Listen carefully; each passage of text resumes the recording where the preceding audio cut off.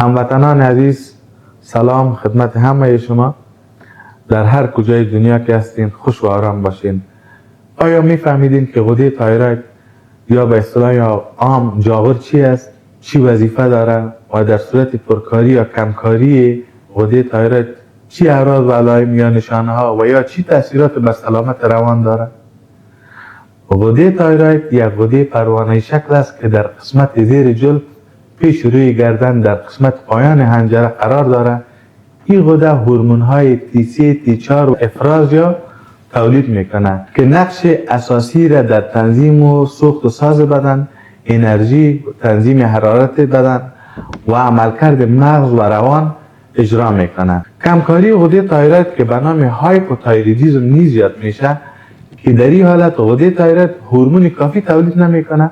اعراض و علائم یا نشانه هایی که در نتیجه کمکاری غده تایروید به وجود میاد شامل کدام موارد است؟ شامل افسردگی است، خستگی شدید است، کمکاری یا کندی حافظه است، بی‌انگیزگی است، خواب زیاد است، اضطراب خفیف است و بالاخره کندی حرکات و گفتار می باشه.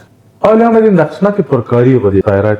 پرکاری غده تایروید که به نام هایپرتایرویدیسم نیز یاد میشه، به یک حالت گفته میشه که غده تایروید بنابر هر علت و نمو هورمون یا مواد را که قبلا برش اشاره کردم زیاد تولید میکنه.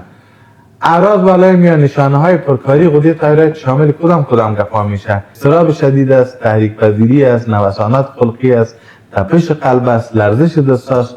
ولی در بعضی موارد نادر بعضی رفرنس ها میگن که توهم یا برسام که یکی از علائم سایکوز یا جنون است، این چی میتونه به وجود میاره؟ ناگفته نمانه که هورمون های غده تایروید به صورت مستقیم روی مغز و سیستم عصب مرکزی تاثیر داره که عدم تعادل هورمون های غده تایروید میتونه باعث تغییر در خلق و خو، خواب و سایر نشانه‌هایی را که قبلا ذکر کردم تاثیر بگذاره. اشخاص و افرادی که از اختلالات روانی رنج میبرند، بررسی عملکرد غده تایروید یک بخش مهمی از معاینه و ارزیابی است که توسط متخصصای روان و اعصاب حتما باید صورت بگیره. سربلند باشید.